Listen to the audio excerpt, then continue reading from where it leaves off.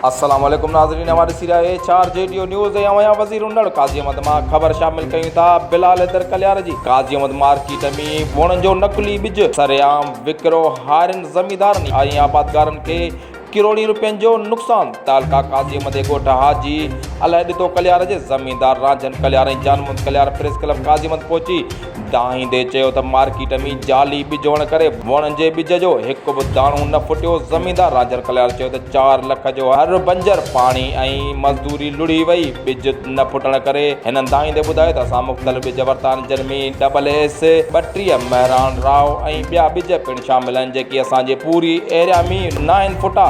अक्सर वापारियुनि बनी घुमी हारियुनि ज़मींदारनि ख़र्च भरे ॾिनो आहे। AAS 32 बिज वारनि ऐं महरान बिज तोड़े ॿियनि बिजनि ज़मींदारनि सां मुंहुं नथा कनि। राजन कल्यार वधीक चयो त असां AAS 32 बिज जा 4 कटा नवाबशाह जे दुकानदार जे एजेंट खां वरिता, जिन मां 3 इस्तेमालु कया आहिनि, उहे न फुटा। बकाया हिकु कटो मोहम्मद सुलेमान ऐं मोहम्मद यूनस जेको नवाबशाह सांगल रोड ते दुकान अथसि, उनखे वापसि ॾियण लाइ पहुतासीं त हिन असांखे बिज वापसि न वरितो ऐं गार गंद करे धिका ॾेई बिज जी ॿोरी खसे पाण वटि रखी छॾी। असां अहिड़ो इतलाह नवाबशाह P सेक्शन थाणी ते NC दाख़िल कराई ऐं साॻी दाण deputy director agriculture Nawabshah Mohammad Ramzan Channa ऐं काज़ी अहमद डिप्टी डायरेक्टर खे बि इतलाह ॾिनो ऐं अहिड़ो साॻियो इतलाह ऐं दाण असां सकरन फीडल सैयद सर्टिफिकेशन जे डिप्टी डायरेक्टर खे पिणु WhatsApp ज़रिए ॾिनो, पर को बि तदारक न थियो, जंहिं करे अॼु असां मजबूर थी काज़ी अहमद प्रेस क्लब पहुता आहियूं। हिननि वज़ीर आला सिंध एग्रीकल्चर जे वज़ीर मोहम्मद इस्माइल राव ऐं हाई कोर्ट सिंध जे चीफ जस्टिस खे अपील कई आहे त जाली बिजनि ख़िलाफ़ एक्शन खणी हारियुनि ऐं ज़मींदारनि खे वॾे नुक़सान खां बचायो, न त ॿी सूरत में एहतिजाज जो दाइरो वधायो वेंदो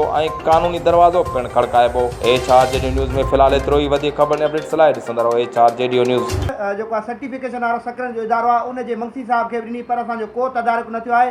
रहंदो जॾहिं असां बिज वापसि करणो हुआसीं त नवाबशाह जो जेको दुकानदार आहे, उन चाचे वारनि खे गार गंद ॾेई करे धिका ॾेई करे हिननि जी इंसल्ट कई, बिज वापसि न कयो, पैसा न ॾिनो। ॿियूं कंपनियूं पैसा वापसि करे ख़र्च बि भरे वञनि। त जीअं असांजी वज़ीर आला खे सिंध खे ऐं एग्रीकल्चर जे वज़ीर खे मोहम्मद इस्माइल राव साहब खे अपील आहे त बराए महिरबानी इन नकली बिजनि जे ख़िलाफ़ु एक्शन खणी ऐं जेके इदारा रिश्वत वठी उन्हनि खे चेक एंड बैलेंस नथा कनि, उन्हनि जे ख़िलाफ़ु कानूनी कार्रवाई कई, न त ॿी सूरत में असां एहतिजाज जो दाइरो वधाईंदासीं ऐं कानूनी अख़्तियार जेके आहिनि उहे बि इस्तेमालु कंदासीं।